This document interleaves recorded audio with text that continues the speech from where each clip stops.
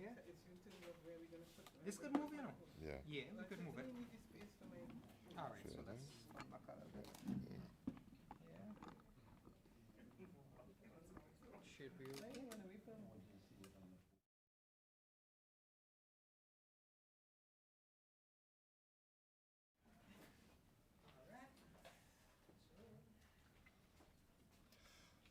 okay. Okay. Good morning, members of the media who have joined us here at Opposition Leader's Office, and of course, members of the public who are joining us across all our social media platforms. We were last with you, I believe it was 2 weeks ago, and quite a lot has happened since then, occupying headlines and column pages across newspapers, lead stories, both in the news and, of course, stories across social media. And the opposition leader has brought members of the opposition here today to bring some clarification to more than a couple issues in the public domain. So let's begin, and I can ask our opposition leader to join us now. Again, thank you, everyone. Good morning. I'd like to start by making reference to a statement by the Honorable Prime Minister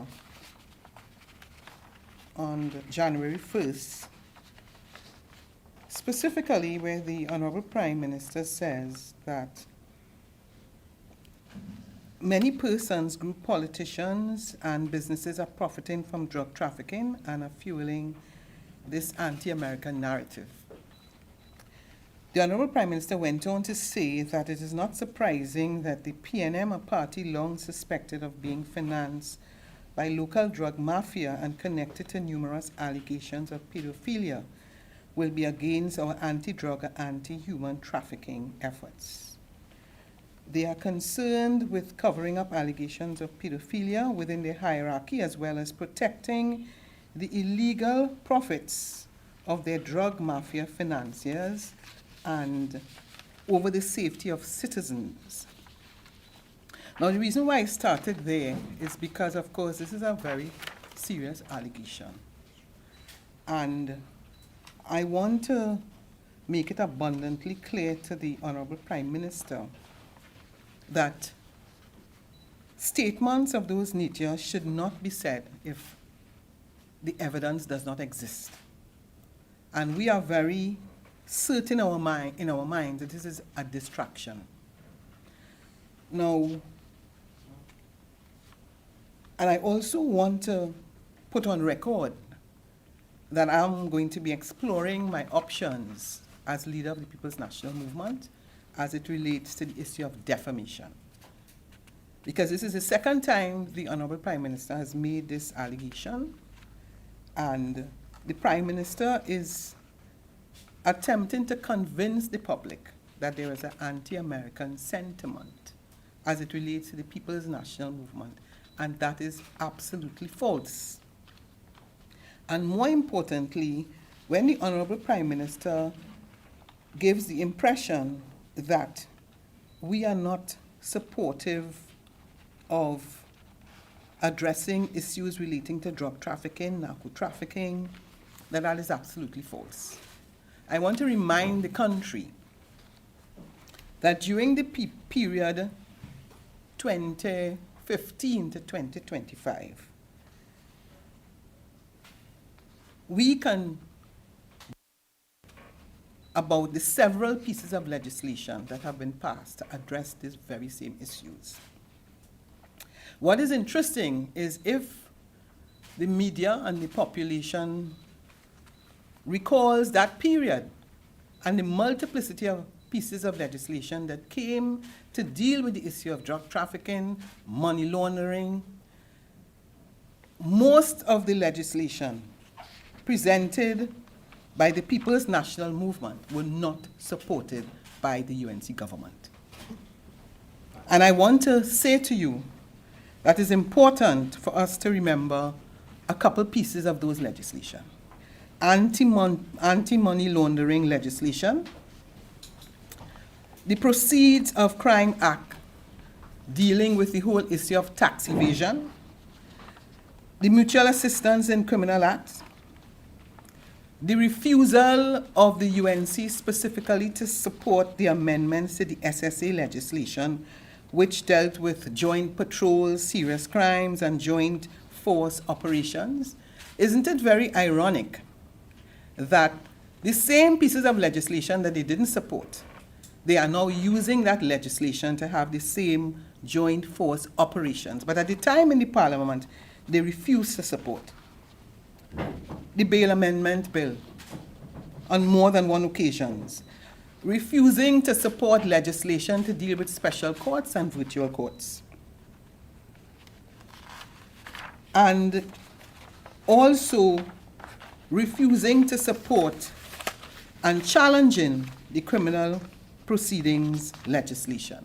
As a matter of fact, you may or may not recall that it is now Minister Sturge who challenged those criminal proceedings, that piece of legislation, in court and lost. It is therefore our view that putting forward this particular position as it relates to the People's National Movement is not only reckless, but it is calculated deliberately to cause a distraction because of where this government now finds itself.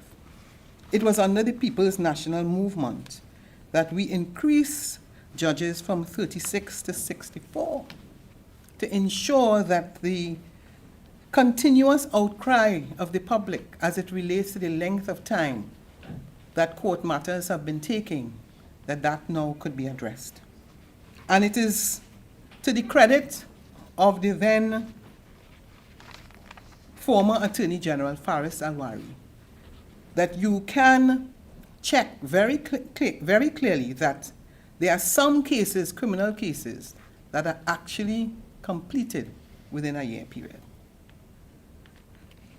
So to suggest to the public that we don't want to address human trafficking, and we don't want to address drug trafficking, and we don't want to deal with narco trafficking, it is absolutely mischievous, and the evidence is there to show that when they had the opportunity to deal with the pieces of legislation, they did not support it. It takes me, therefore, to what is causing the Honorable Prime Minister to go in this particular direction. And it has to do with the issue of the radar. Now let us look at what has happened since this government has assumed office. In September, the Honorable Prime Minister visited the United Nations. And on her return to Trinidad and Tobago, announced that a meeting was held with Secretary of State, Mr. Rubio, and there were certain agreements. The government, the Honorable Prime Minister spoke about support for cross-border gas deals with Venezuela. As a matter of fact, the Honorable Prime Minister indicated to the population of Trinidad and Tobago that at some point in time, the Honorable Prime Minister will be visiting Venezuela, and so too did the Minister of Energy, the Honorable Rudal Munilal. But let us leave September now and let us go to the month of October. On October the 23rd, Trinidad and Tobago, through the government, announced that the U.S. destroyer U.S. Gravely will dock for joint exercises. 26th, we understood that U.S. Marines disembarked, and later on that those exercises took place. On the 13th of November, the Trinidad and Tobago government announced the expansion of the U.S. TT Security Corporation. And in November, we had the visit of the Joint Chief General Dan Kane coming to Trinidad and Tobago to have discussions with our Honorable Prime Minister. The next day, there was a mystery U.S. military aircraft landing in Tobago. And we have now, I would say mainly through information coming out from the United States, have a clearer understanding as to exactly what happened in relation to the installation of a radar in Tobago. The Honorable Prime Minister gave us many different explanations for the installation of this radar. The most interesting of all is the fact that the Prime Minister had to keep this radar a secret. When pressed further about not informing the Chief Secretary of Tobago, the Prime Minister indicated that it was because he was not a member of the National Security Council. The public of Trinidad and Tobago needs to be made aware that it is about time the Prime Minister tells us what is the truth. Is it that when the U.S. Marines went to Tobago, whether or not they went to install the radar? Did they go there for road repairs? Did they go there to refuel that particular plane? What exactly did they go to Tobago for? And I want to ask some questions now about this radar. I want to make reference to USA Today, an article written by George Petrus, which specifies that this military radar, high-tech radar unit in the Caribbean, is a surveillance system that can monitor drug boats, as islands officially say, but could also be used in a conflict between the United States and Venezuela. That article, written on December the 2nd, which I can share with you, speaks of the fact that that radar can be set up in about 45 minutes. Specifically, the system is able to detect, track, and target the world's most sophisticated airborne threats in highly contested environments. It has a 360-degree maximum range of about 170 miles of air surveillance and tracking. The United States has built military force near Venezuela and has launched aerial strikes on at least 21 alleged drug boats. So that the information is there specifically as it relates to particulars about this radar. Now the question is, if it is the Prime Minister said I had to keep the radar a secret, the question that we must ask the Prime Minister of Trinidad and Tobago, what else is she keeping a secret from the people of Trinidad and Tobago? And it is only because of the pressure from the population and several persons that we found out about this radar. Not only that, the Prime Minister must tell the population why did she request that radar. We have been told that the radar installed in Tobago was the same radar that was going to be installed in Grenada. The people of Grenada protested because they had knowledge long in advance that the United States made a request of the government of Grenada and the Prime Minister to install that radar. And the Prime Minister had consultations with the public of Grenada who objected. The other question must be, why Tobago? Because we are aware that there is a state-of-the-art radar already established. And if it is the Prime Minister requested this radar, the Prime Minister must tell the people of Trinidad and Tobago why it is that the Prime Minister found it necessary to request such a reader.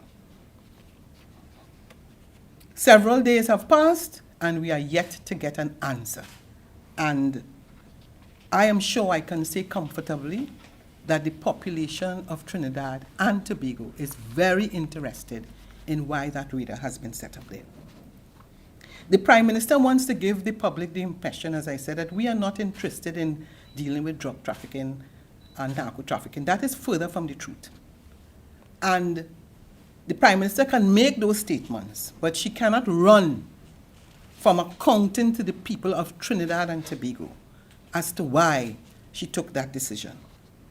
It is not for her to simply say to us it's a secret. It's not for her to change her story. Because then the issue of trust becomes critical as it relates to a matter of security, national security. And it is also not good enough to tell the people of Tobago that you did not tell the Chief Secretary because he is not sitting on the Security Council. We will have our minority leader speaking shortly.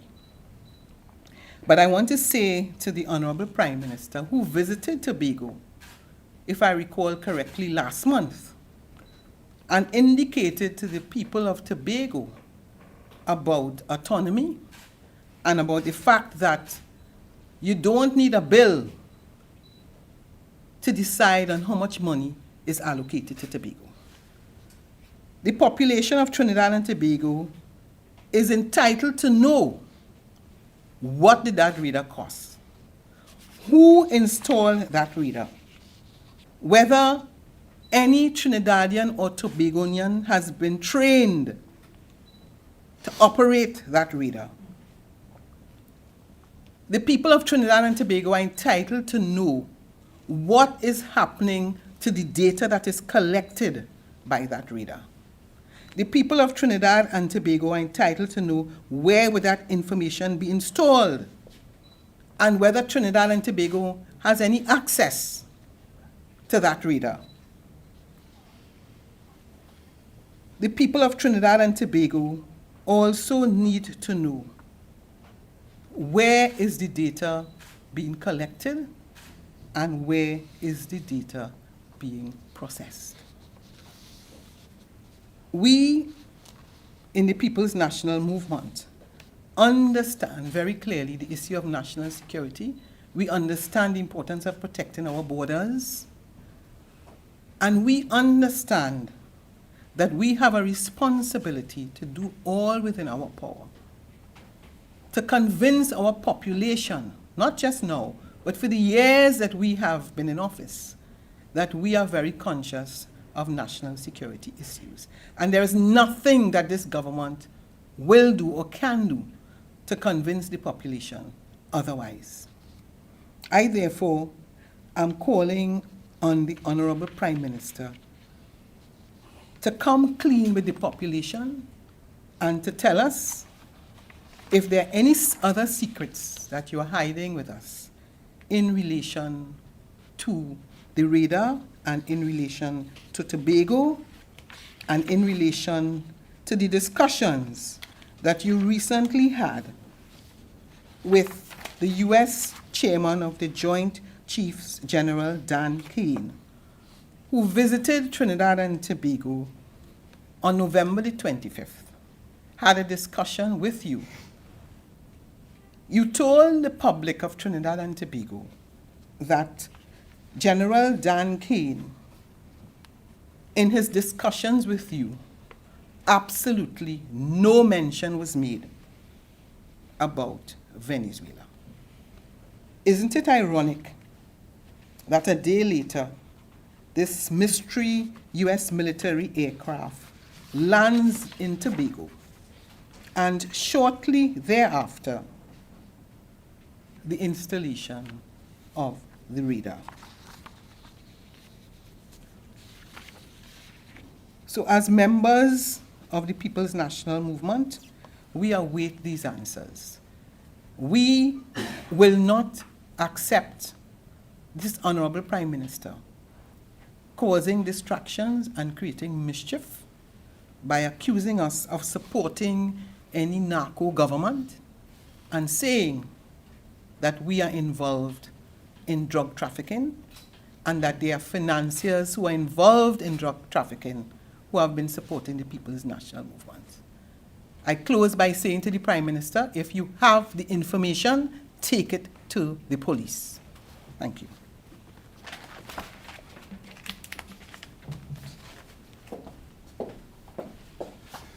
Thank you very much, Opposition Leader.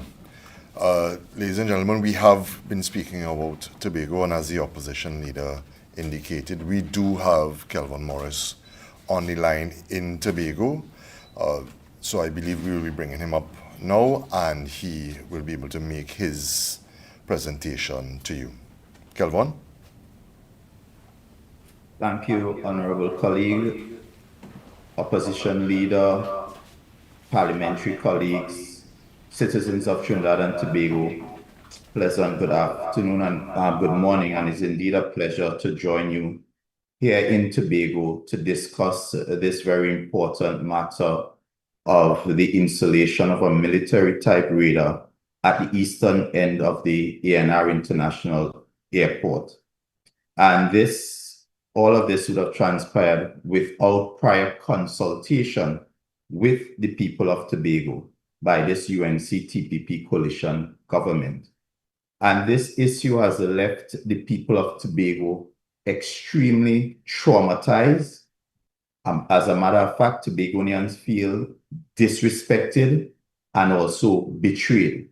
And as the Honorable Leader of the Opposition would have properly reviewed and told us with respect to how we got here, it is that we in Tobago woke up one morning to thunderous roars of a plane soaring through the skies, departing the ANR International Airport. And at that moment, we became very terrified and horrified, because prior to that, we have not heard anything like that at that time of the morning. And therefore, when people started to inquire, the first set of information we got is from the Chief Secretary, who indicated that he had no prior knowledge of any military-type plane coming to Tobago. But at the same time, his information was that they came to refuel. And as you would recall, the media then sought to contact the Prime Minister, who categorically denied that there was any military presence in Tobago. And as the days went by and more information came to hand, the Prime Minister then changed her tune, and she told us that yes, there was in fact a military presence in Tobago, but it was to deal with the construction of a roadway. And further revelations by the media here in Tobago would have identified some type of military asset.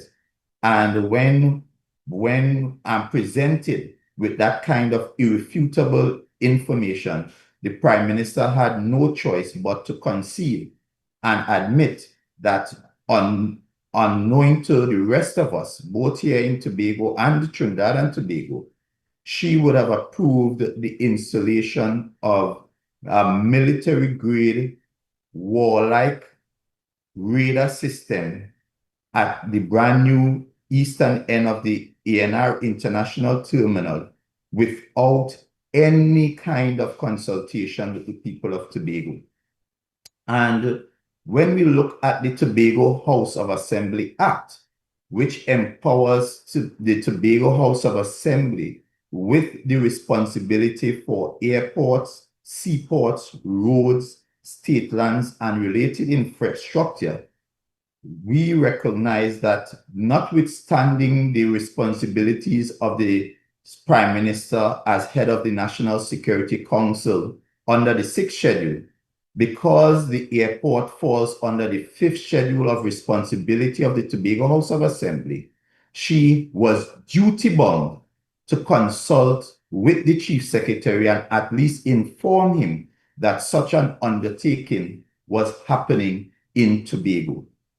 So the Prime Minister blatantly disregarded the people of Tobago, and the people of Tobago are currently living in fear because, notwithstanding that flight we heard one time, it appears that there continues to be the inflows of military planes, and I understand up to last evening there was some sighting of drones as well. And therefore, we in Tobago, we are asking the Prime Minister to come clean with us and tell us the truth as to what is really taking place in Tobago that requires such a high-level profile presence of foreign military presence on this island. As you know, Tobago is a tourism focused destination. Tobago is a peaceful, very loving and unified, harmonized environment. And we are saying in Tobago, we do not want that type of radar here, because notwithstanding what we are being told, we know that there are provisions for other type of radars that can fit the requirements of an international standard airport. And therefore, we find it very curious as to the timing, as to this installation of this military-style airport radar, while internationally, there are certain things happening in the space between the US and Venezuela. And you are hearing the Chief Secretary trying to take himself out of this current arrangement. But I am saying to Tobagonians, we have some important questions for the Chief Secretary. And the question we want to ask the Chief Secretary today is pointedly, and he must respond truthfully, is notwithstanding that you and the Prime Minister have told the people of Trinidad and Tobago that you were not informed, did you at any period of time while that radar was being installed visited the premises of the ANR International Airport with the chairman of the Airports Authority to view said radar system? And did you at that very meeting, when you went to the airport, met with military officials from the US? Because you see, at this time, there is a lot of misinformation and untruths that are being told about this story. And when you see the Prime Minister move from saying that there was no US presence to they are only here to pave road construction that has not started, and then admitting finally that they in fact installed a radar, you have to ask yourself, can we trust the word of these leaders? Can we trust the word of Mrs. Kamla Persad-Bissessar and Mr. Farley Chavez Augustine? Because I will tell you this, and Tobagonians are looking on quite curiously, because you would remember and recall in the past, under former Prime Minister Dr. Keith Rowley, this current Chief Secretary had a lot to say about matters that were less important. And therefore, his silence on this matter is quite curious.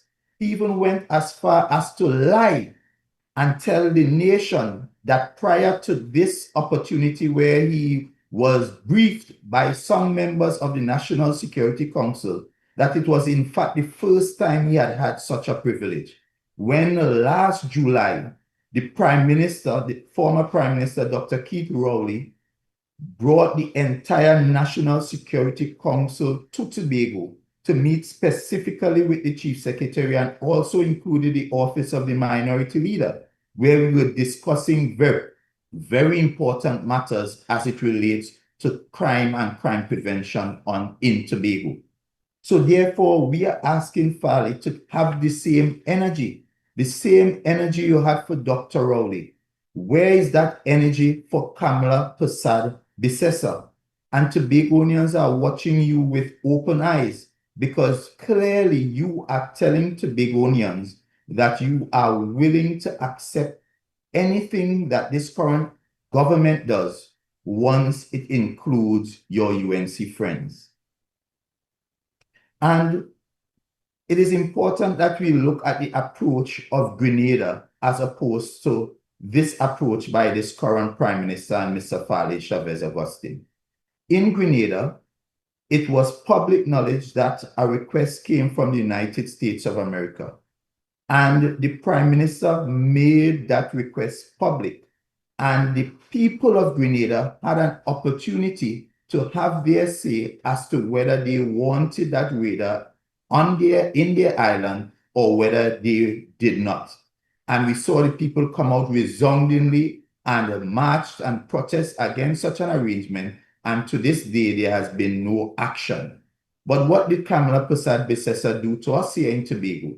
She did not even give us the dignity and the opportunity to even have the consideration and the consultation as to whether we wanted that radar. And I'm saying to Tobagonians going forward, this issue of the radar must be decided with your voting finger. If you as a Tobagonian feel, as I do, and many of us do, that we were disrespected and we do not want that radar in Tobago because we understand the threats that it possesses, not just in terms of our safety and our security as to any escalation between the conflict between the United States and Venezuela, but also their health risk. And I am being told by hoteliers as we speak, it is also affecting the livelihoods of Tobagonians, because at this time, there are significant cancellations happening at the level of the hotel industry. As a matter of fact, I'm being told that our major hotel on the island, which is a 200-bedroom hotel, they are only, at this time, an occupancy rate of only 7.25%. That is less than 25 rooms booked, when traditionally around this time, that hotel usually would have bookings upwards of 75% of its room occupancy. And therefore, this issue is not just simply about the traumatic experiences we are experiencing at this time, but it is also impacting our tourism, because also the cruise sector is also reporting cancelled bookings with respect to cruise. And therefore, it is really putting the livelihood and the lives of Tobagonians at risk. And when you look, finally, last evening, I looked on with astonishment and amazement when on the political platform of the TPP, a senior member of that organization was celebrating this radar, saying to the people, the residents of Bonaparte, Crown Point, and the rest of Tobago, that we should celebrate and clap for this radar as a UNC gift to the people of Tobago. Imagine that. This radar that makes Tobago a prime target in the event of any escalation between conflicting sovereign foreign countries, now is being purported and being sold to Tobagonians as a gift when our lives are at risk.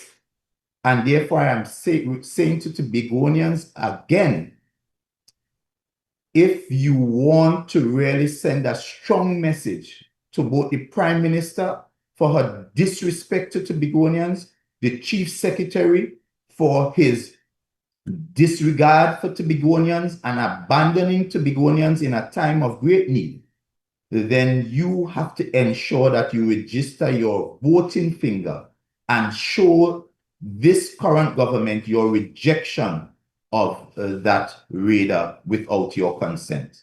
And on that note, I thank you, and I look forward to any questions to come at the end.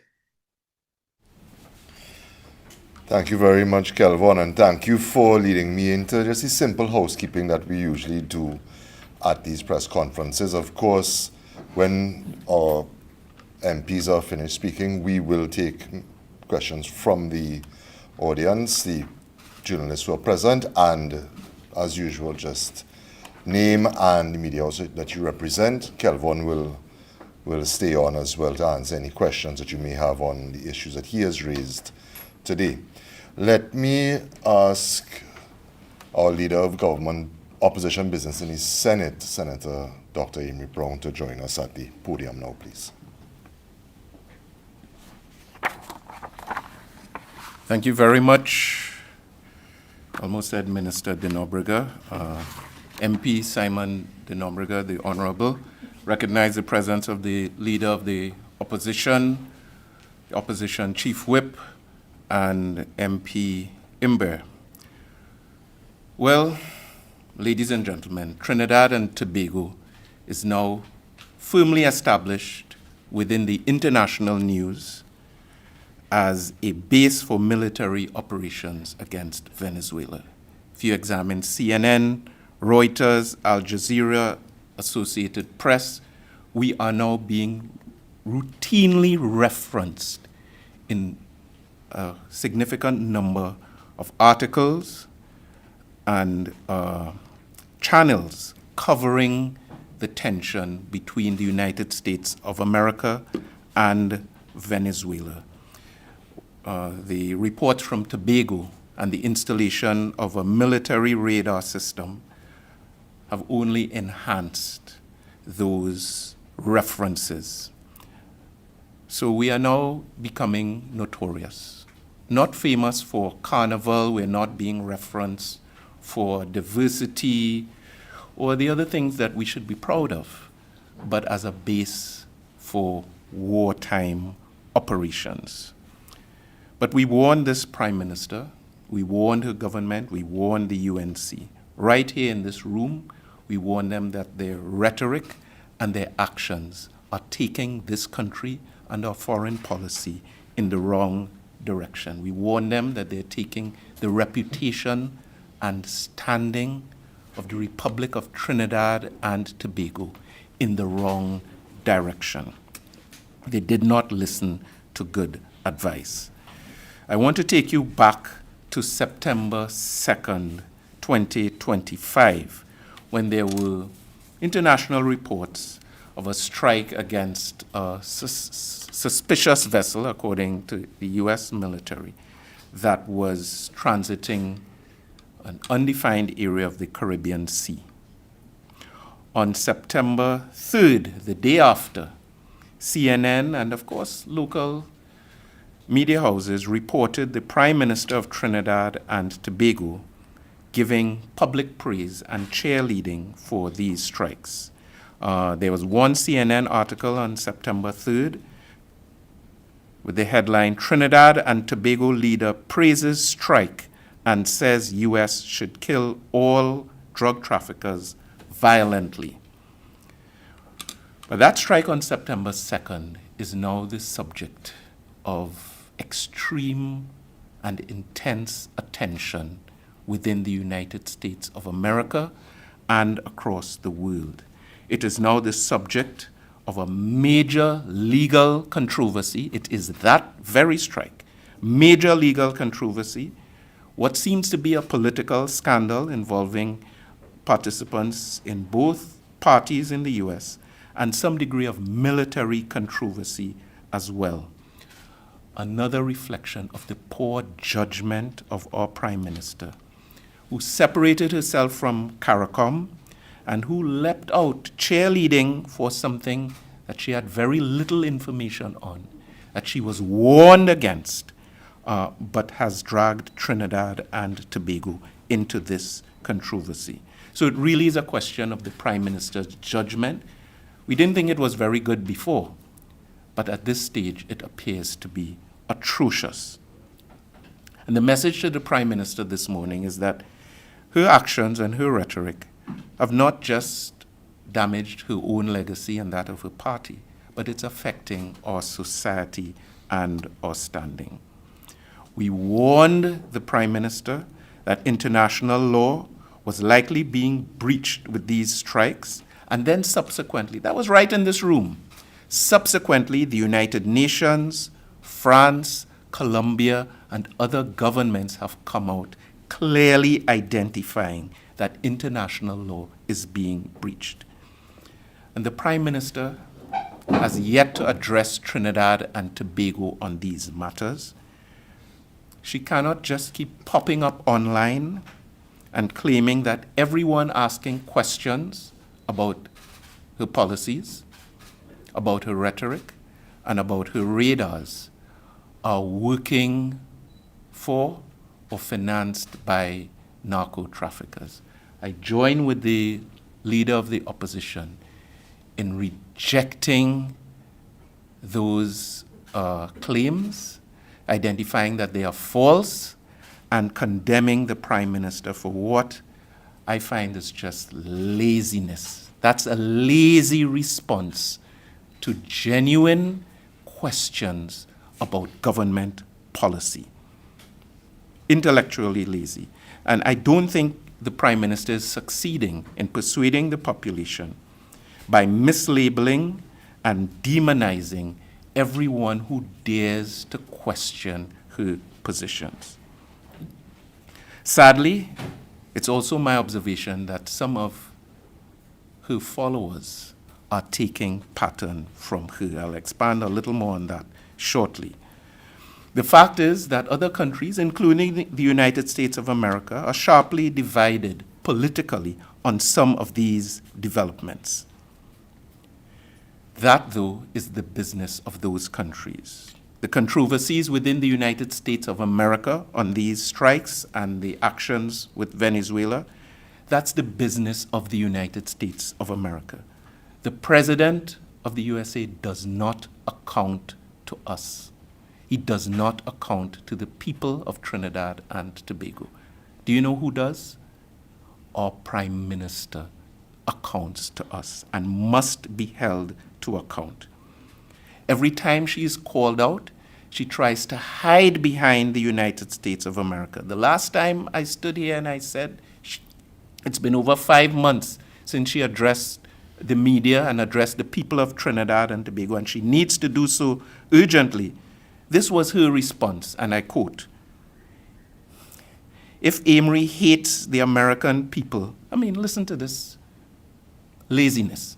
"If Amory hates the American people and the American government, he must give back his US visa and the visas of his family." Prime Minister, that is cowardice. That is intellectually lazy, and I reject it out of hand. Right after that, and comments by one of her Alexanders, the US Embassy actually put out a media release, basically saying, leave our visa policy out of your politics. And right after those unfortunate words by the Prime Minister, both myself and my family received direct death threats from one of the UNC's fanatical supporters. It's been reported in the media. And incidentally, that individual, I understand, is employed in a government division. Stop hiding behind the United States of America. We are questioning your decisions, your rhetoric, your actions, and your policies, and you are accountable to the people of Trinidad and Tobago. The truth is, the people of this country are well educated, well connected. They follow international news. They see what's going on in Ukraine. They see what's happening in Gaza and Sudan and other parts of the world. But little did we know that war would come right to our doorsteps, invited by the Prime Minister of our own country, elected in the year 2025. And the example of the radar is really a classic example where a Prime Minister is literally lying to the people and then trying to justify that lie by indicating that there needed to be an element of surprise to surprise these cartels. But installing the radar in the Crown Point International Airport in full view of passers-by and others, it really makes absolutely no sense whatsoever. And I just want to say there's a serious social cost to what is going on. These deflections, these distractions, saying that relations are normal and we are friendly with the Venezuelan people, that does nothing to change the reality. That's just old talk. The people in Tobago are concerned. Some of them are terrified. The people in Trinidad and Tobago are concerned. And yes, some of them are terrified as to what the future might hold. The Hotel Association in Tobago is reporting canceled bookings. Potential tourists are changing their minds. People are stocking up right here in this country. People are stocking up on goods, on ring burners, on groceries, etc. Not encouraged by any political actors, but by them looking at the news, listening to the silence of the government, who is not engaging with the population forthrightly, and they are forming their own conclusions. We are about peace, we are about law, we are about the zone of peace. One of the biggest mistakes the Prime Minister made was when she detached herself from that official CARICOM and CELAC position. She called the zone of peace a false ideal. She did so at the United Nations. And then she said that CARICOM is in danger of imploding. Well, the only thing that has imploded is the Prime Minister's foreign policy at this time. I conclude with a question. Is there an alternative to the road the Prime Minister has taken this country down? The answer to that question is yes. There is an alternative to this chaos and confusion. It would involve maintaining friendly, functional relations with all our hemispheric partners and with our neighbors. It would involve Trinidad and Tobago continuing to serve as a focal point for diplomacy and dialogue and peaceful engagement with our neighbors and with all hemispheric partners. It would involve this country remaining rooted in international law. You'd recognize the Prime Minister of our land never makes reference to the UN Charter or international law. She has detached herself completely from that on the road she's taking. And it would involve Trinidad and Tobago continuing to lead CARICOM on regional security, not going off on an expedition of our own, preserving our non-aligned status, preserving our tourism, our economy, and our industries, our market within CARICOM, avoiding isolation, attending CARICOM and CELAC meetings. That's the alternative to what the Prime Minister has, the road the Prime Minister has taken us down. And with respect to narco-trafficking, working collectively to reduce both supply and demand. And that's a side of the equation no one is talking about, as if a war on drugs could succeed without treating with demand. And since I was a little child, there have been wars on drugs in this hemisphere, and the industry has proven extremely resilient. So a one-sided or blind-sided approach is never going to succeed. So stop lying to the citizens of Trinidad and Tobago, Prime Minister. Address the nation. It's been about 6 months now. You've been hiding from the media and from the people of Trinidad and Tobago. And restore the integrity, the dignity, the standards, and the prestige, the values of Trinidad and Tobago to the regional and international stage. Thank you very much.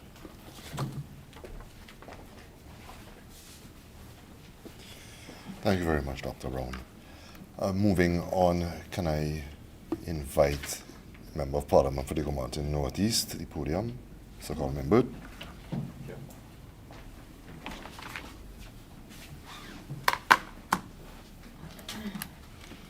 Thank you very much. Good morning.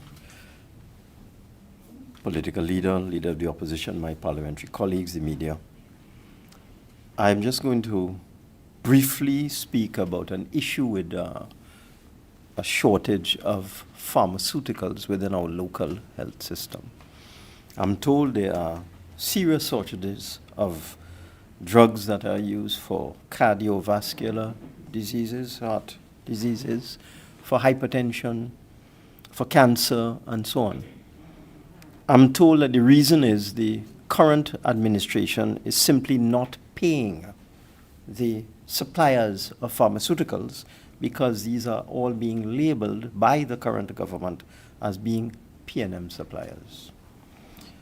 We're also told that the plan is of the current administration to import pharmaceuticals from India using a local agent of their choice.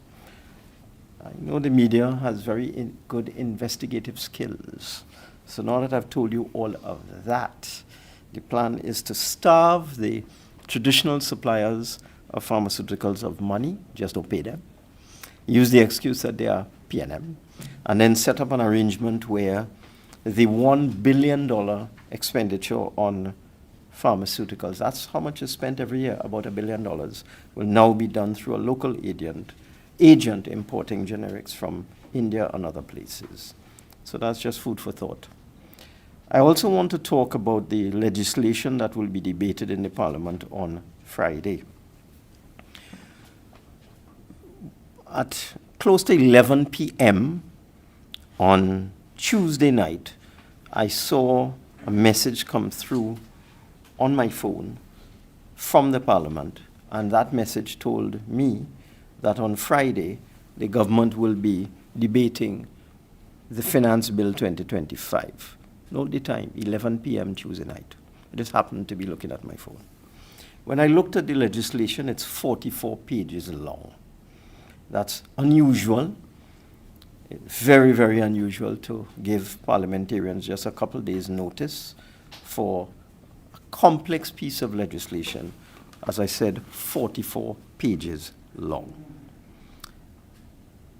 The legislation does not, as the Prime Minister has alleged, and just as an aside, I was just shown a comment made by the Prime Minister, and I endorse the comments made by our leader of government, of opposition business, in the Senate, Dr. Brown. There is something wrong with the Prime Minister. The things that she's saying don't make any sense and indicate to me that something's not right in terms of the way she approaches matters. I mean, when you add up everything, kill them all violently, bust their head, eat a food filth. I mean, imagine you're referring to senior members of the legal profession as filth. That was really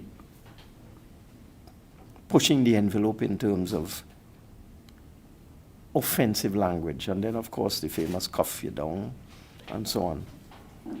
I understand this morning she has described me as evil.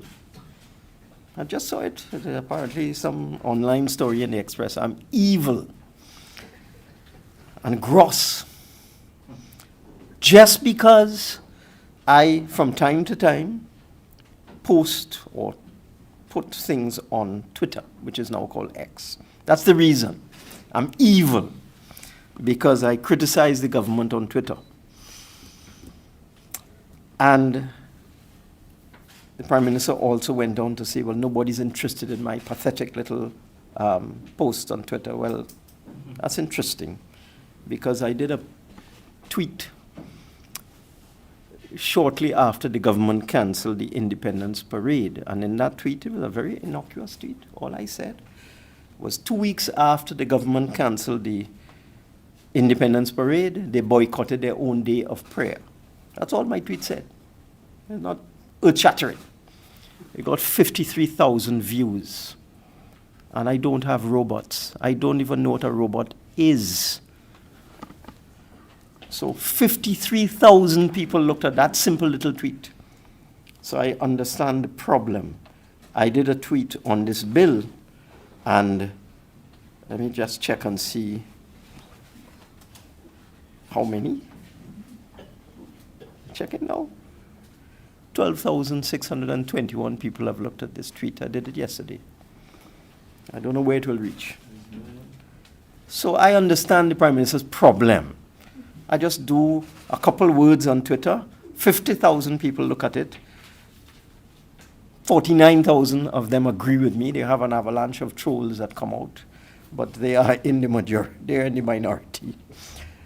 I understand her problem, and I will continue to tweet. This is clearly an attempt at intimidation. So let's go to the finance bill.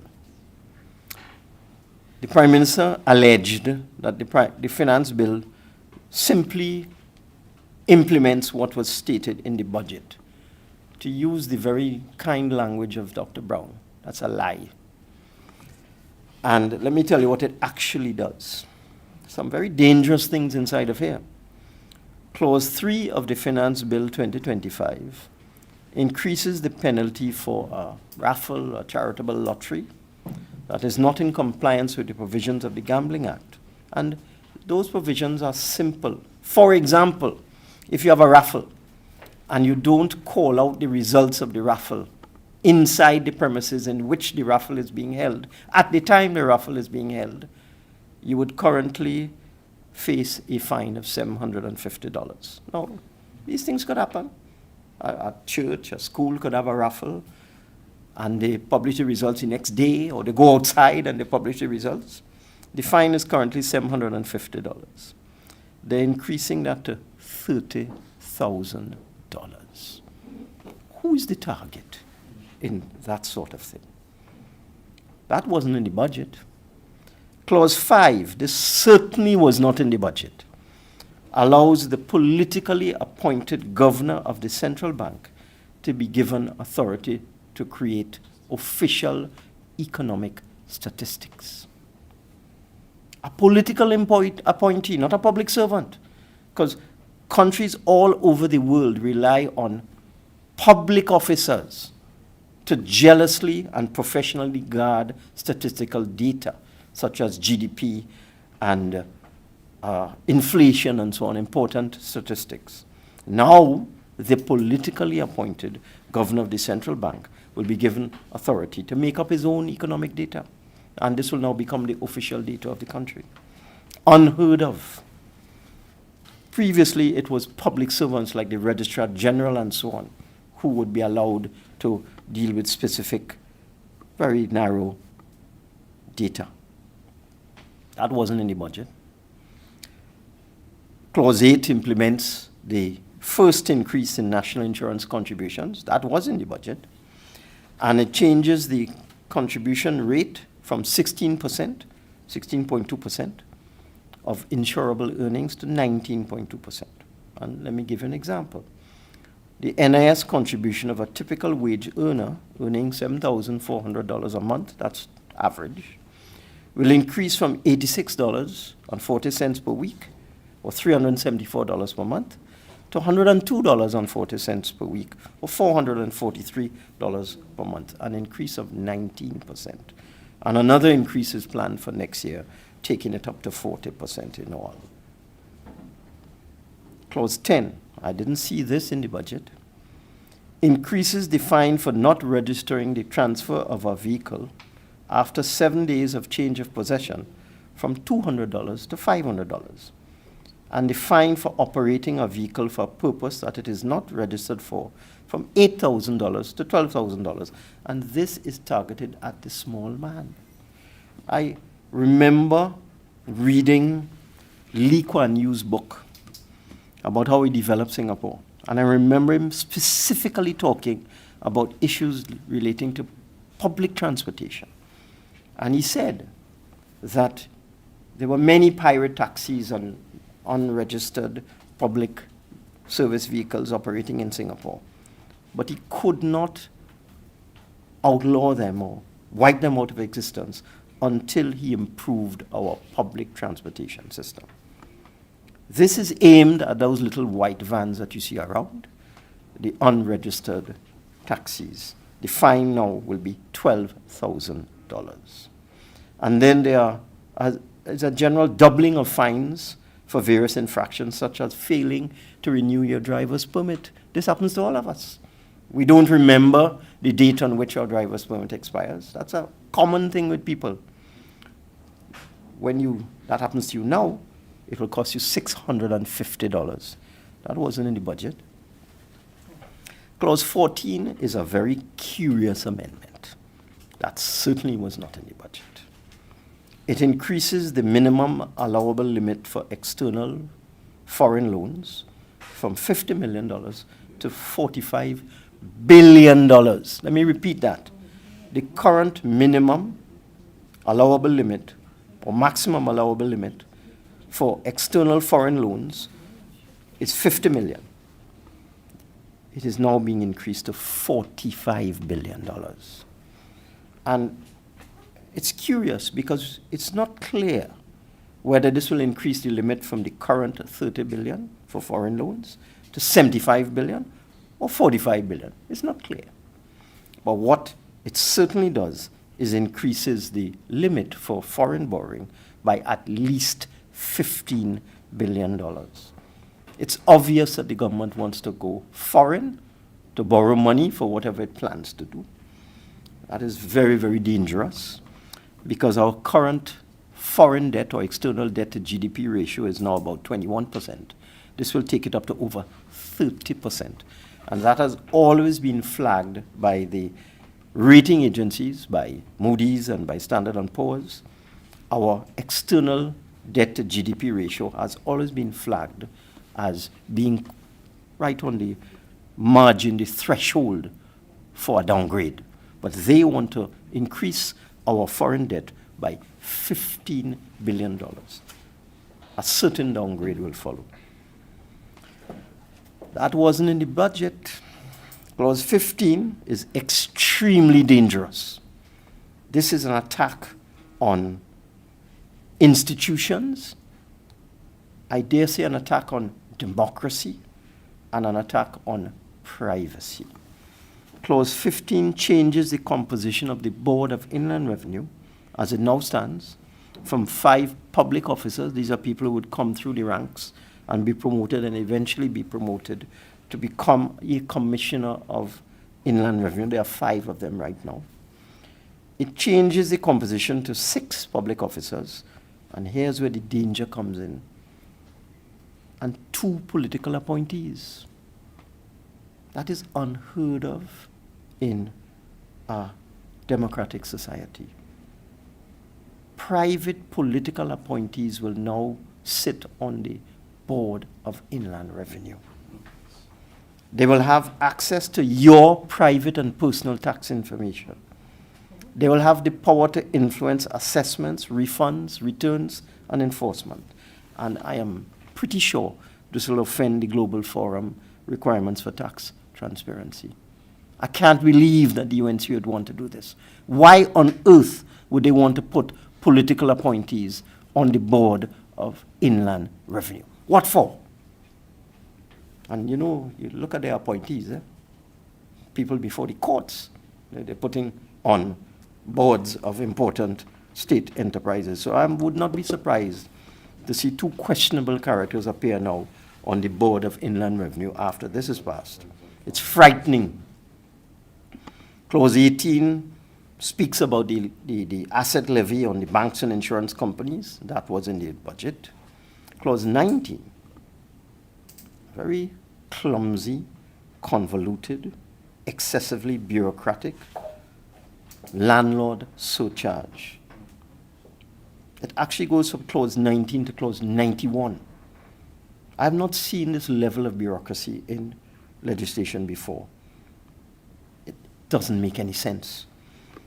The 2010 census or 2011 census told us there were about 78,000 persons engaged in some kind of rental arrangement, whether it is renting a complete residence or whether they're renting a room in their homes or whether they have a little annex and they're renting.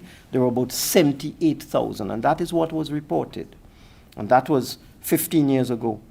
I dare say there are 100,000 rental units in Trinidad and Tobago today. Some of them go from the very small, where somebody's just renting a room in their home to earn a little extra income. A couple, an elderly couple, has built an annex next to their home and they rent it out. There's so many of those. And then persons may have a small dwelling house and they're renting it out and so on. Apartments.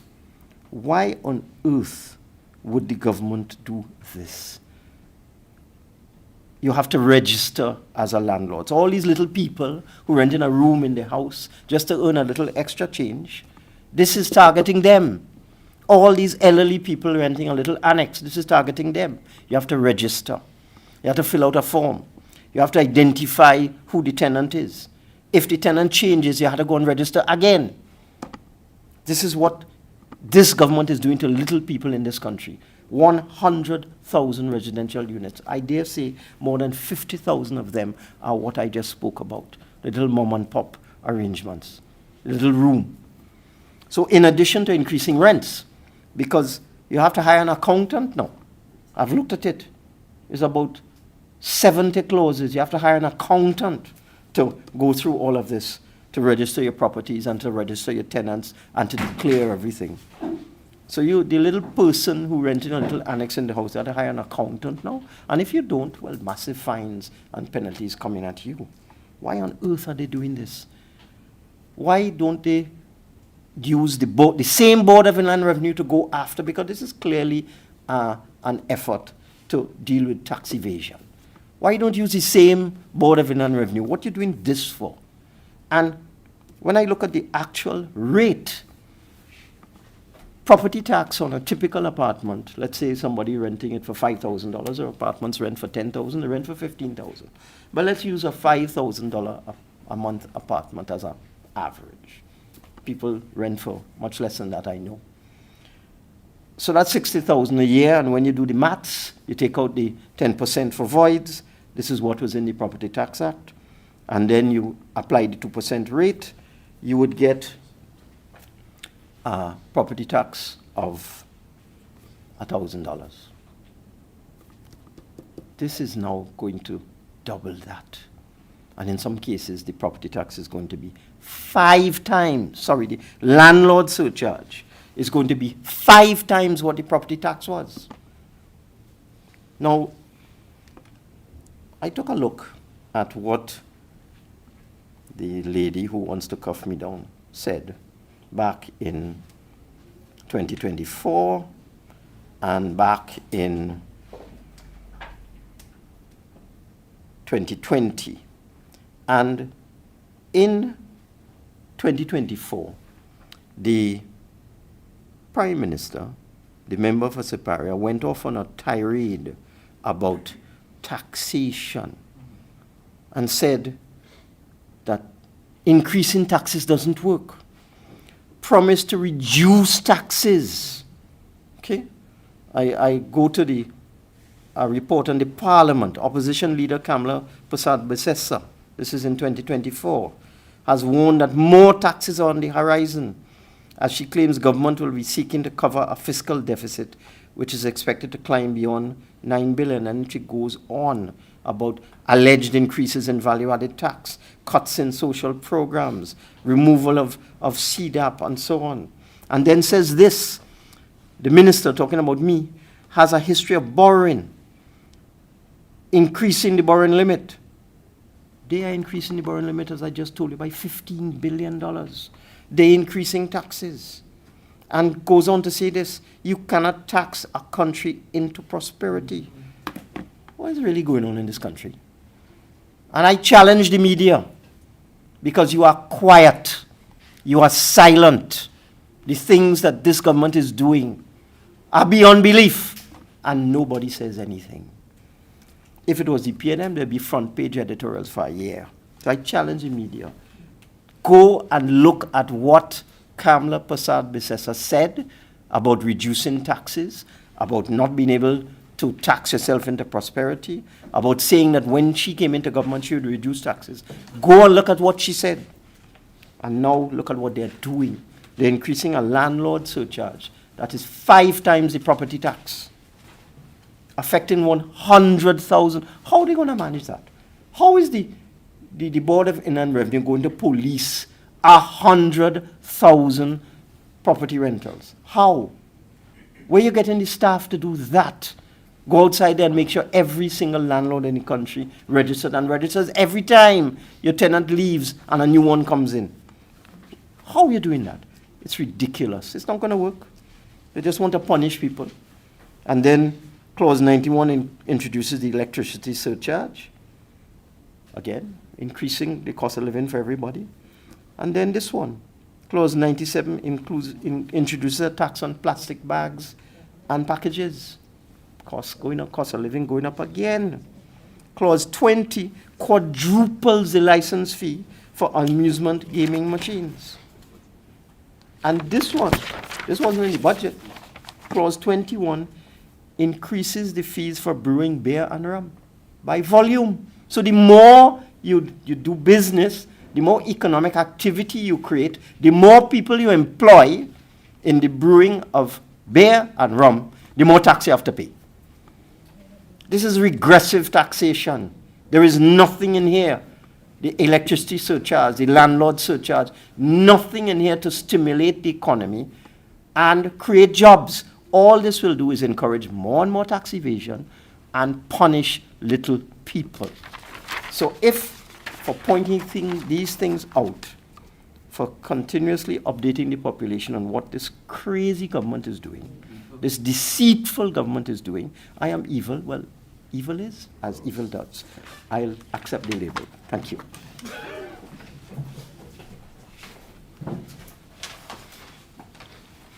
Thank you very much, MP Humbert.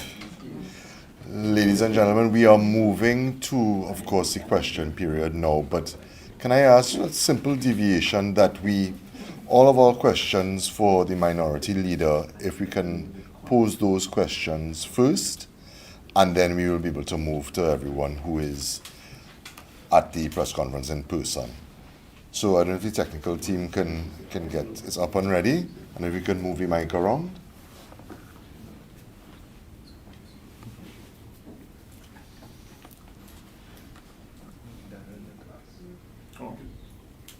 Anything? Kelvin? If there are any questions for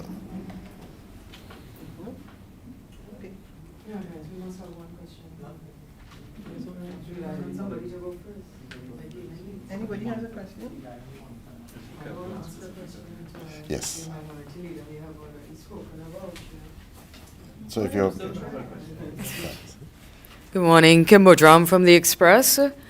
You're going to forgive me if I'm asking you to repeat yourself, but I think that the radar in Tobago is really the thing that is most topical right now in terms of its presence just being troubling to the minds of Tobagonians. What I would have gotten from one or two people is that as they go about their daily business now, they have this radar to the back of their mind and wondering, what it's going to attract. So I think I would ask you again about the mood in Tobago regarding that today. Well, right now.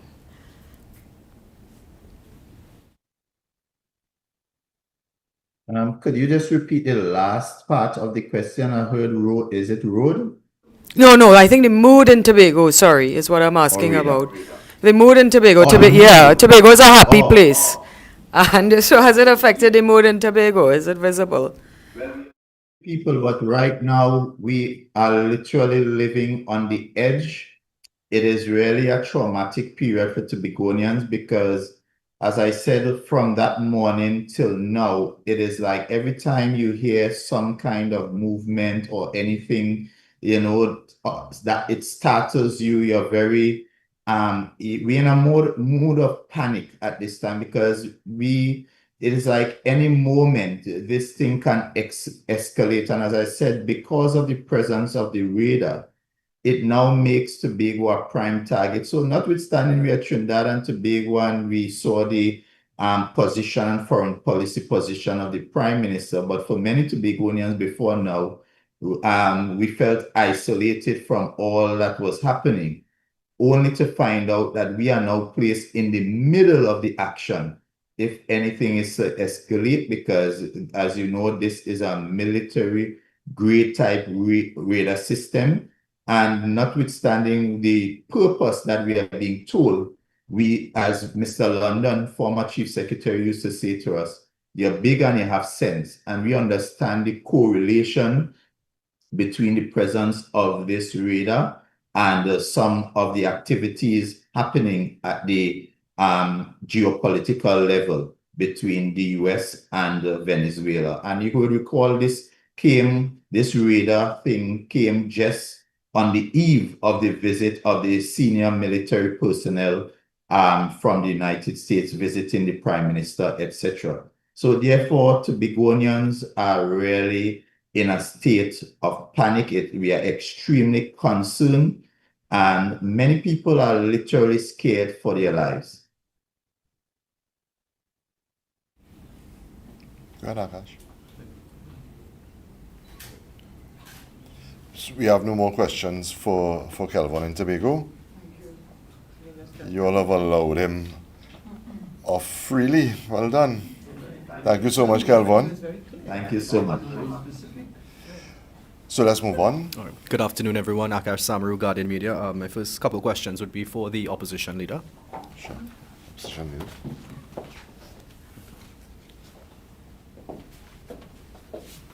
Good day, ma'am.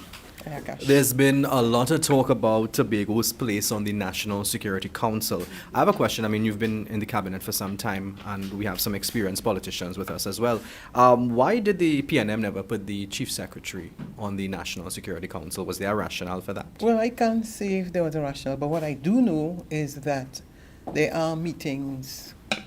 Specifically, I know that which Dr. Rowley would have spoken to the chief secretary as it relates to national security. And I have been present when the chief secretary, not this one, but I remember, because I'm here 2025, when the chief secretary attended cabinet meetings. Okay. At the U.S. level, there are bipartisan national security groups. Do you believe a member of the opposition should also be on the National Security Council? Well, I mean, it's not something that we have discussed. It's not usual in our Westminster-style system for that to happen. But what I have said is that, I mean, our government and the opposition, that there's no reason why you can't collaborate on issues. I mean, I made it very clear when I became the leader of the opposition of being willing to sit with the Honorable Prime Minister and the opposition, particularly on sensitive and other issues. I mean, because we do know that there's always a perception that there is this antagonism and there's never any room to collaborate. I recalled Mr. Manning, when he was the Prime Minister, there was actually meetings, if you recall, where the two parties came together. There was a delegation from, the UNC at the time and from the PNM. And at times there was actually some agreements on the way forward. So I think it's always desirable to have, even if you don't talk about having somebody on a particular committee, but if you're not on the committee, does not mean that you can't find a mechanism for collaboration, especially on sensitive issues. But specific to the NSC, is it something the PNM would be open to if an invitation is extended for the opposition to sit on the NSC? That's something that you would be willing to do? Well, there's nothing wrong with considering, but I wouldn't give a position now, certainly without a matter like that having been developed as policy in the party. You asked a lot of questions to the Prime Minister earlier. Yes, yeah. If Mrs. Prasad-Bissessar decides to ignore those questions, what is your next step? Well, I mean, I wouldn't be surprised if it is ignored, but the point about it is, as it relates to sensitive matters, you can't just ignore it. I mean, even if the Prime Minister refuses to answer, which, I mean, I recall she said some time ago that I should go and read the Express if I want to find out particular information. And in some instances, to give a tweet. But as the opposition, it would be our responsibility, once there are matters in the public domain that affect the people of Trinidad and Tobago, it is our responsibility to bring to the attention not just the Prime Minister, but also the people of Trinidad and Tobago, as it relates to the positives and where there are pitfalls. Okay. If I may also ask a question of Minister Imbert, Sure. MP Imbert, sorry. Yes.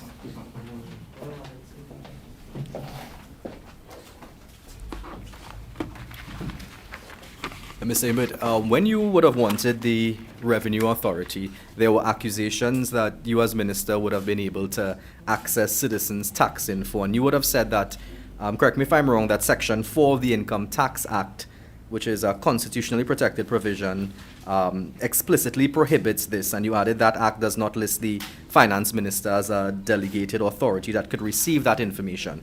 Would Section 4 also block these political appointees that you said could be put on the board of the BIR? Would Section 4 also apply to them as well? It is actually in the Revenue Authority Act. Because remember, the argument was about the Revenue Authority Act, and the false argument was that that piece of legislation would allow the minister to get access to personal and private tax information. That piece of legislation actually prohibits that. Okay? It prohibits it. But if these private individuals who are not public officers are placed on the board of Inland Revenue, they can access the information.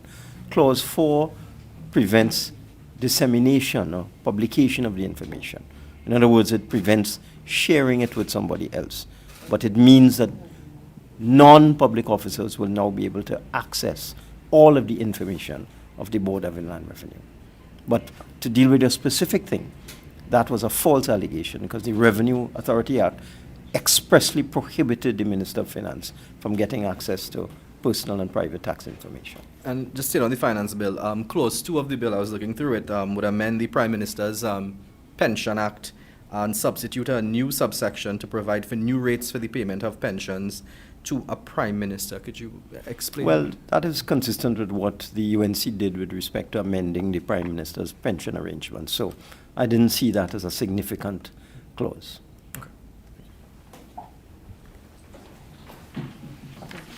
I just wanted to say something in relation.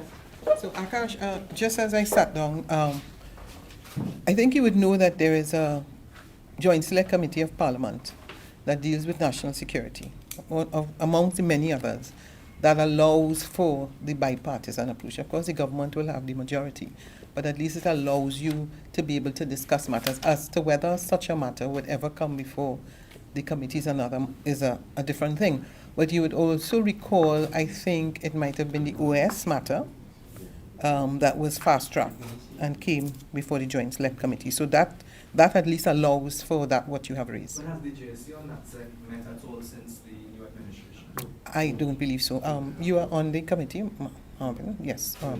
Yes. Marvin is on that committee. So none at all since? No, not since. Okay. Hi, Ms. Beckles, Gregory McBurney, Trinidad Newsday. How do you respond to claims that the government finds itself in the situation it does now, partly because of the SOFA agreement signed under the PNM government? Well, I'll say that is absolutely false, even if you argue that is the case. I mean, what stops the Prime Minister, if you recall, was in the United States speaking with the Secretary of State. So looking at the SOFA, I don't see anything in that agreement which mandates, directs, insists, authorizes, or puts the government in a position where they have no other choice but to do what they're doing. I mean, you must recall that the Honorable Prime Minister indicated that she requested the radar. So where does SOFA talk about a radar? SOFA doesn't talk about a radar. I mean, at the end of the day, if the assumption is that SOFA, an agreement entered to by the last government, binds this government, then, I mean, that has to be said. And if you recall, it was in 2013, I may be wrong, but it was in 2013 that this government renewed the SOFA agreement. Yeah. Ms. Beckles, did you have sight of that particular SOFA agreement signed between Dr. Rowley and Washington? And I ask this in particular because my understanding is that SOFA agreements differ from country to country, and whereas on the U.S. Department of State website, some agreements are there, not all. Ours is not there. I didn't see the actual signed agreement, but we discussed it. And I know that there were some amendments, there were some concerns, but nothing specifically that mandates the government to do what it is that the Honorable Prime Minister gives the impression that they don't have a choice. In other words, that if you have Marines coming or whatever, that they don't have a choice. I mean, there isn't, if you, I mean, as it relates to sovereignty, I mean, any government, if you have a challenge as it relates to any agreement you will sign, yeah, And luxury is always there. as it relates to that particular, the most recent SOFA agreement signed, is there any reason why it is private, why it hasn't been made public, why we don't know about it? Well, I, as far as I know, all previous agreements have been made public. This SOFA agreement would have been signed, I think, was at the end of late last year. But I mean, I'm sure certainly you don't put it up necessarily right away, but there is nothing that would stop the government from putting up the SOFA agreement. And I'm sure at some point in time, if we were in office, the SOFA agreement would have been put up. It's an agreement that is reviewed almost all the time. Yeah, and it's a negotiation between the country, the U.S. and, yeah. I do have some other questions. Sure. There has been some speculation over Monday's briefing and why it has been cancelled. Are you able to say why that was cancelled? No, simply we wanted to incorporate Tobago. Yes. There's no speculation about that. And we felt that when we got the information about the radar, that it would be good to, and so we discussed that, and Monday was not convenient. So there's nothing to speculate about. I mean, Right. we have cancelled our press briefings before. Yes. And of course, last Friday you would have piloted a motion which ended prematurely, I would say. And Yes. there has been a lot of criticism over it. Your colleague, Mr. Gonzalez, was blamed for egging you on to prematurely end it. Is there an explanation? What exactly happened? Well, listen, I think one of the most important things to recognize is people believe that I won't be able to speak again. That's the main concern. And it's my motion, and I will be able to speak at the end. I wasn't able to speak then because of having said beg to move.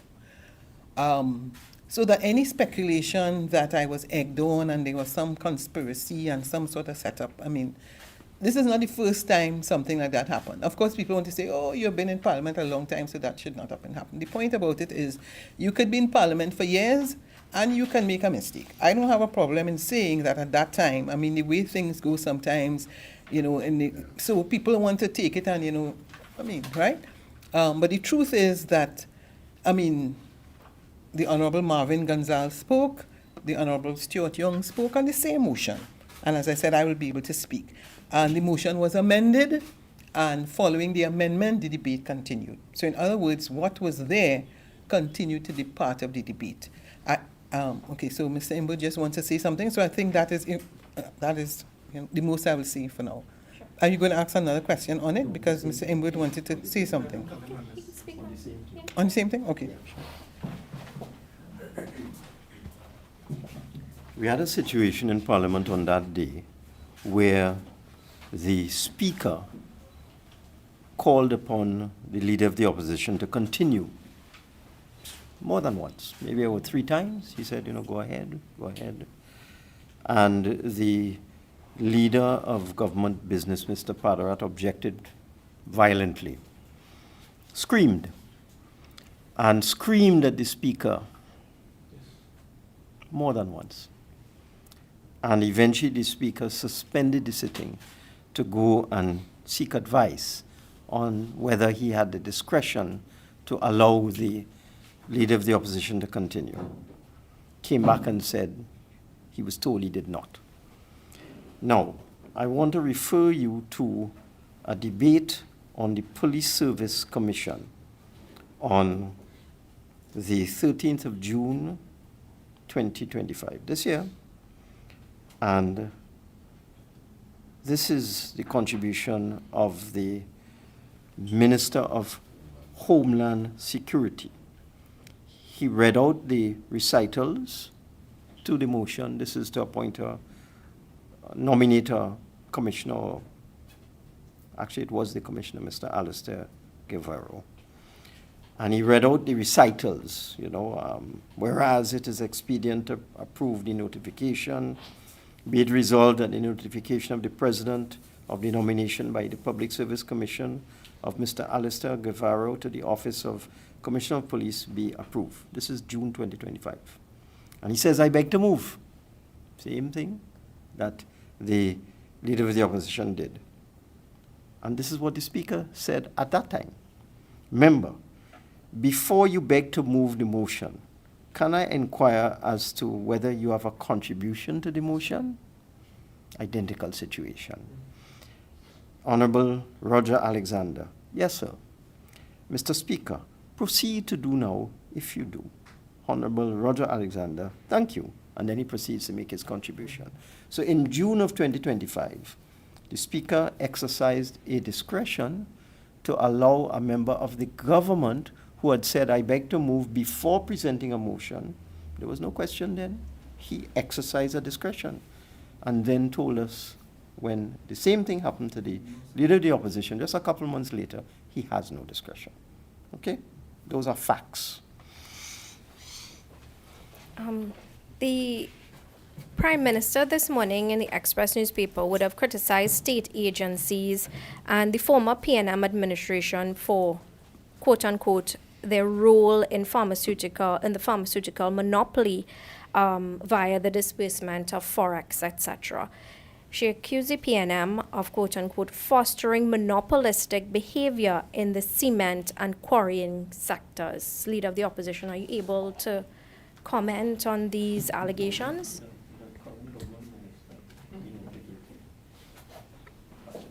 Okay, so you talked about the health sector. Pharmaceutical, and then she went on to accuse of the same monopolistic behavior in the cement and quarrying sectors. Well, the thing about the pharmaceuticals, you would notice that there's a lot of information.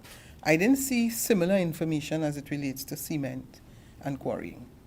And certainly as it relates, I mean, Mr. Imbert and I discussed that because he's a former Minister of Health. But let me say from where I sit that looking at the details given by the Prime Minister as it relates to that, as the governor of the Inter-American Development Bank, one of the interventions was to work with the Port of Spain Health Authority as well as the Eastern Health Authority to deal with the whole issue of drugs, the length of prescription, the length of time it takes, and to put in place a new system. Because when the Ministry of Health got into office in 2015, as I recall, that was a big matter that was raised. So now you have a modernized system that allows you to track the drugs, where you could track the patients in terms of prescription, where you would know much easier, and that is because there's a new mechanism put in place. As it relates to a monopoly, I cannot really comment on that. But particularly as it relates to the issue of quarrying, because you would recall that this is a matter that came up as it relates to the state of emergency. As it relates to the state of emergency, and I know the article was there in The Guardian because I read the article, there was this allegation that a particular minister was being threatened by certain quarry operations in the Grandi area, and we see that one person has now been arrested. As a matter of fact, 2 persons have been arrested as it relates to that.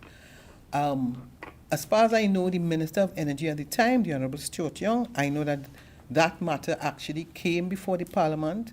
I recall that there has been a substantial increase in fines as it relates to people involved in quarrying, so I cannot say that there was a monopoly. What I know is under the PNM, efforts were put in place to address, which is a matter that has been in the public domain where people have been really upset about it for quite a long time. Aside from the alleged pharmaceutical monopoly, the issue of 800 million in expired medication came about in, I believe, the GSC of Parliament.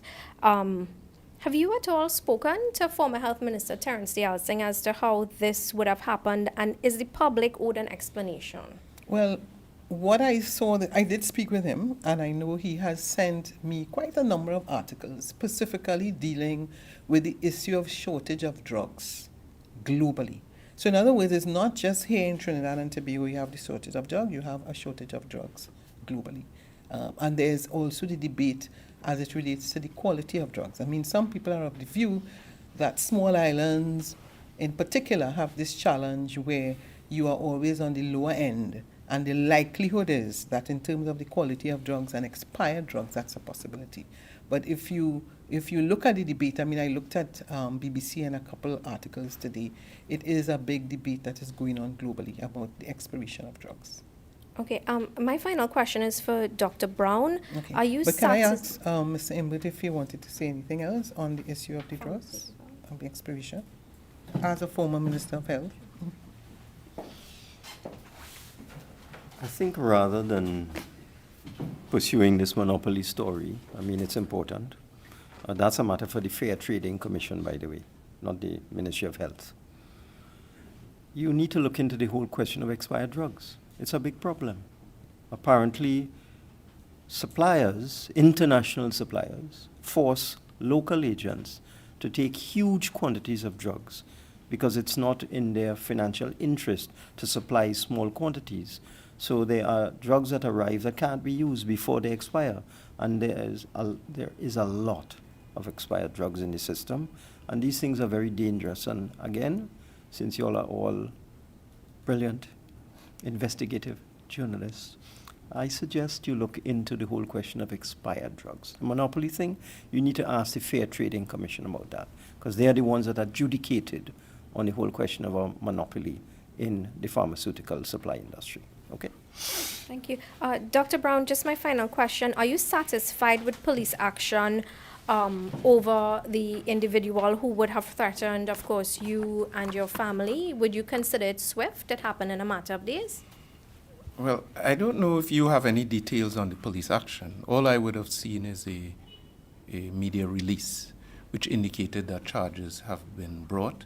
I've already seen questions which really serve to compare the actions taken in this particular case with other cases of recent public concern, such as the threats, indirect threats, focused on the Prime Minister and her location, etc., etc. So I don't know if the question is whether I'm satisfied with the police action. The fact is that it's in the public domain that charges have been brought. I said right at the beginning that let the law take its course. And my bigger concern is to be frank with you, my bigger concern is the politics of hate and division and the narrative that is being advanced. Some of it seems to be imported from abroad, which is serving to polarize the society and possibly radicalize individuals even more than before.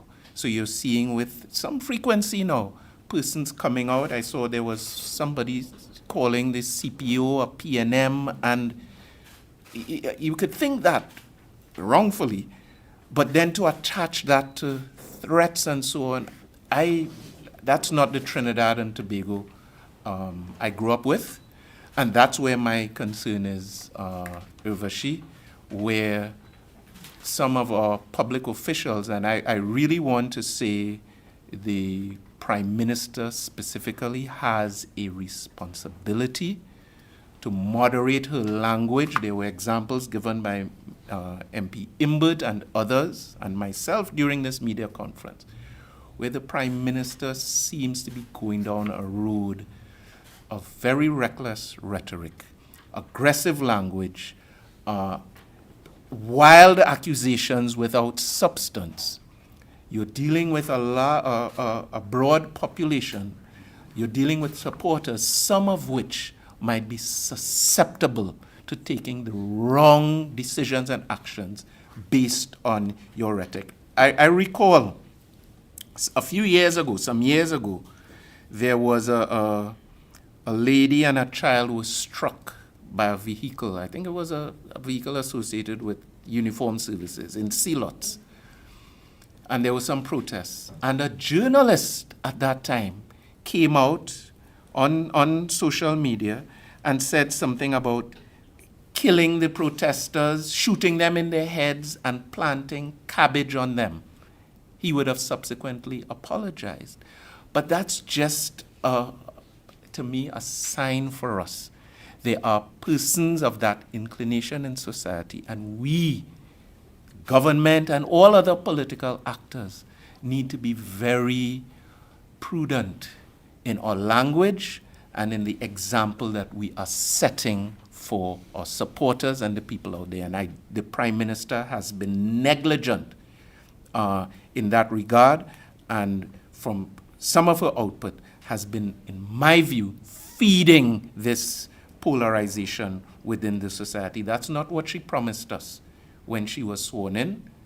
No one would love Trinidad and Tobago like she's gone very far from that now. And, well, a word to the wise, hopefully. Right, Dr. Brown, before you go, I mean, of course, I'm sorry that you and your family would have had to go through something like this. How has it affected your family at all, and have you had to put additional security arrangements, etc., in place? And also, are any of your colleagues as well worried about their safety in light of the threat that you would have received? Well, I don't want to get too much into the minutiae and details. I haven't really made this about me personally. The fact is, all members of society are at risk. Those engaged in public life would obviously be concerned about threats like this being made, especially directed against our children, etc. I have taken the steps within my means. I want to indicate that there's a misconception that public officials, and the UNC has fed this in the past, ministers, all of you have your security detail. That is not true. That is not true. There were recent lies being perpetrated that everyone has an arsenal of weapons. That is also not true. But when you put this mischief out there, it really affects the public perception and the risk and safety balance in the eyes of the public. So with respect to me and my family, thank God we are okay. We rely on the good services of the Trinidad and Tobago Police Service. And the concern, I must say, the concern and positivity of many people of Trinidad and Tobago, colleagues, some on the other side of the aisle, I want to say, a few. And other good people in Trinidad and Tobago. They're more good than bad in this country.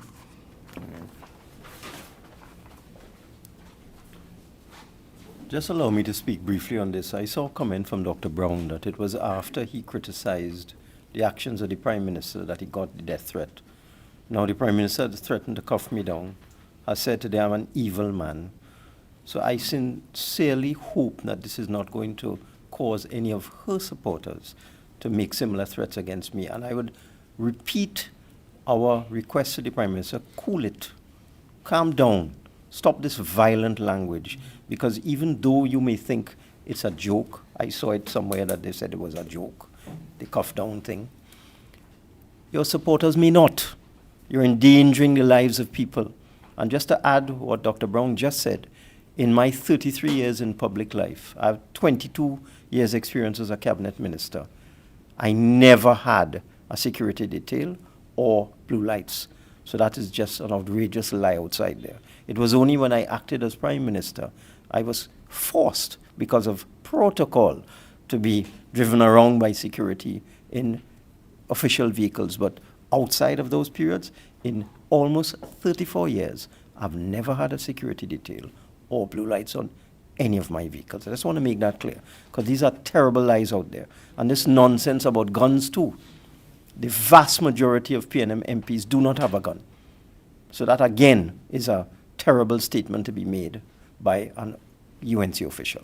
Mr. But before you go, one other question. We'd have seen yesterday, News Randy, sorry, this morning, that in terms of the agreement between the PSC and the CPO, and that it includes debt relief. So, for example, public servants who have mortgages with the Trinidad and Tobago Mortgage Bank, those will be either waived or eased, or some sort of debt relief. What are your thoughts on the agreement so far? I don't have a copy of the agreement. That's the second time you've done that to me. You're talking about something written in the papers. I can't go on that. I would have to actually see the agreement before I make any kind of useful comment. Okay, so wait until I get it, and then we could talk. Can I urge you perhaps to read the news data? No, I certainly would not. I certainly would not use that newspaper as a credible source. Thank you. We have Akash, you Yeah, I get the wanted to privilege of just the ask last question. Dr. Brown would have mentioned that the person charged with death threat works at a government division or a government agency. Can you share which agency? Is it a ministry? Is it something? Can you be a little more specific? I'd rather not. The fact is, my understanding, Do you want to come here?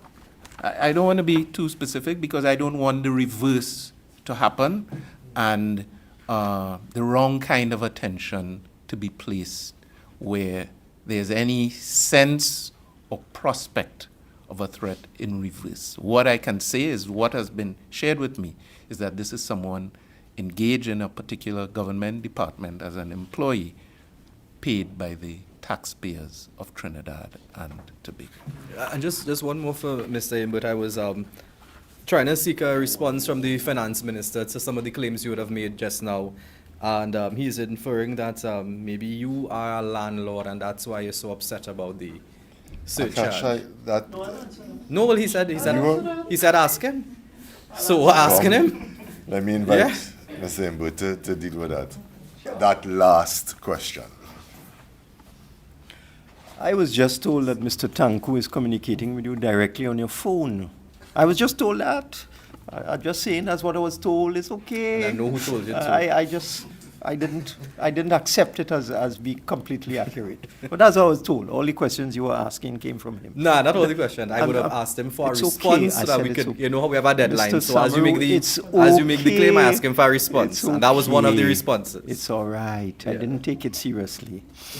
But clearly there's some communication. The fact is, yes, I do own rental properties. I have an accountant. I will be able to register. I'm not talking about myself. I am talking about and I want to emphasize this because there's a tendency sometimes to throw out a red herring to distract. Let me repeat. I do have rental properties. I have an accountant, and I will be registering with the Board of Inland Revenue and in full compliance with the law as I am in all my business activities. This is not for me. I'm not the problem. The problem is all the thousands, the 50,000 little people. That's the point I want to make. The people will be affected by this. The little old person, the pensioner who is renting out a room in their house, who is using that additional income to survive, they won't be able to comply with this convoluted law. I told you there are over 50 clauses in this bill about registration. And the fact that within 30 days, if your tenant moves out or you throw them out for non-payment of rent, you have to re-register. And if you miss that, you committed an offense and you're subject to heavy penalties. How are these little old people going to do that? That is the evil in this presentation. Okay? Thank you very much, everyone, for joining us today, both the media who is present and, of course, all of you at home watching us online, including the Minister of Finance. We have come to the end of the opposition's press conference. Reach home safe. Thank you.